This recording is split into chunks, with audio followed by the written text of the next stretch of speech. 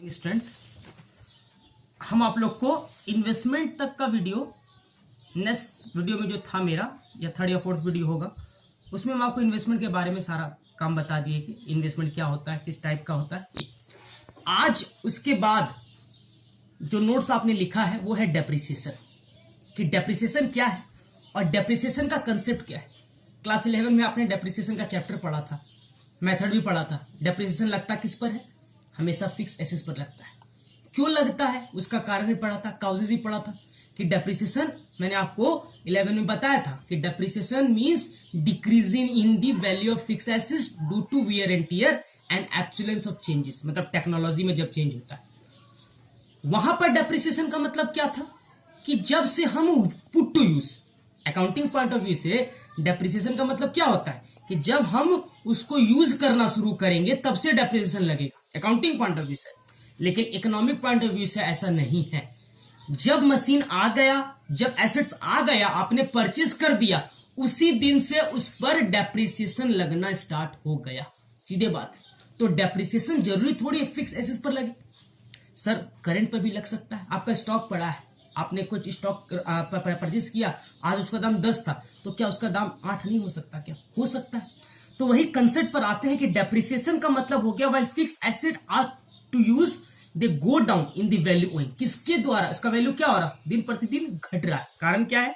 Normal wear and tier, आप उसको use कर रहे हैं, wear and tear. Accidental damages, कोई कारण से उसका एक्सीडेंटल हो गया तभी वो डेप्रिसिएशन का हो गया।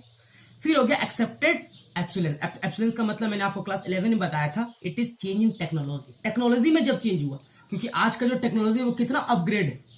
आप आज मोबाइल अभी खरीद के लाए, कोई नया मोबाइल लॉन्च हो गया मार्केट में, तो जो आप मोबाइल खरीद के लाए अभी, उसका दाम क्या, जब उसको बेचेंगे क्या उतना ही प्राइस आपको मिलेगा क्या? नहीं सर, क्योंकि टेक्नोलॉजी इतना अपग्रेड हो गया, मिनट और सेकंड में टेक्नोलॉजी अपग्रेड होता है आजकल। तो इसीलिए डेप्रिसिएशन सबसे ज्यादा अभी किस पर लगता है?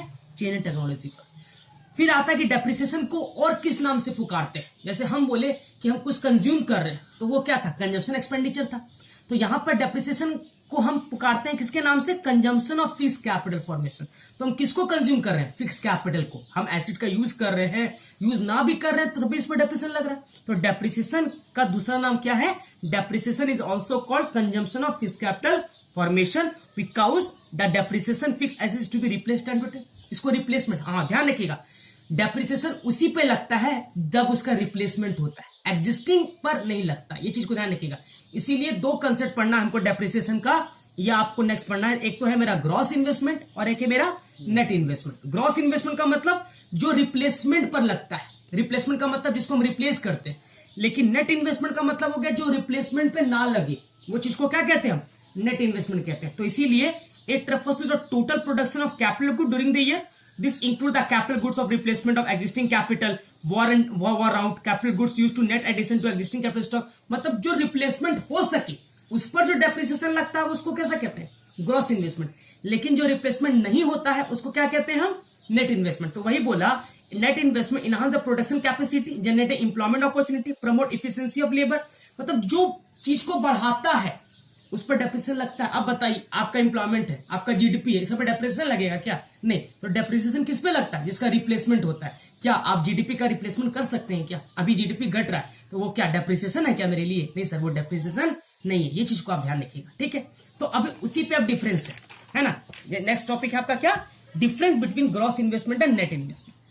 तो it include expenditure by the producer on the purchase of if new asset as well as expenditure on the replacement existing asset during the accounting. नए एसेट पर भी और पुराना एसेट पर जो आप रिप्लेस किए उस पर डेप्रिसिएशन लगता है। लेकिन ये क्या बोला? It include expenditure by the producer on the purchase of new asset only, more specially it does not include expenditure by the producer on the replacement of asset. मतलब रिप्लेसमेंट पे नहीं लगता है, ओनली किस पे लग रहा है? नया पे लग रहा है, क्योंकि efficiency of labour, efficiency employment है। ये ध्यान रखिएगा। It include replacement investment depreciation, लेकिन ये यहां पर लग रहा है क्या? It does not include replacement investment, ठीक है। It does not show net addition to capital stock, लेकिन ये शो करता है। ये शो नहीं करेगा तो रिप्लेस हो रहा है, लेकिन ये शो करता है क्योंकि इसमें रिप्लेसमेंट पे नहीं लगता है। तो दो टाइप का इन्वेस्टमेंट आपने पढ़ा, एक तो क्या पढ़ा? ग्रॉस, और एक पढ़ा नेट। देखिए कंफ्यूज मत कर जाइएगा, इन्वेस्टमेंट का दो टाइप होता है, हम आपको नेक्स्ट क्लास में पढ़ाए थे। एक तो होता है फिक्स इन्वेस्टमेंट और एक होता है इन्वेंट्री इन्वेस्टमेंट। हम बार बार बोल रहे हैं आपको, है ना।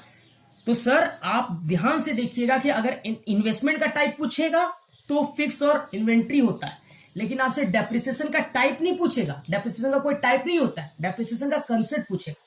तो कंसेप्ट दो है डेप्रिसिएशन का, एक तो जो रिप्लेसमेंट पे लगता है उसको ग्रॉस कहते हैं, और जो रिप्लेसमेंट में नहीं लगता है उसको नेट कहते हैं। इतना ही आपको इसमें अच्छे से ध्यान रखना है। जो रिप्लेसमेंट पे लगता है उसको क्या कहते हैं, ग्रॉस कहते हैं, और जो रिप्लेसमेंट में नहीं लगता उसको क्या कहते हैं, नेट कहते हैं। ये चीज को आप अच्छे से ध्यान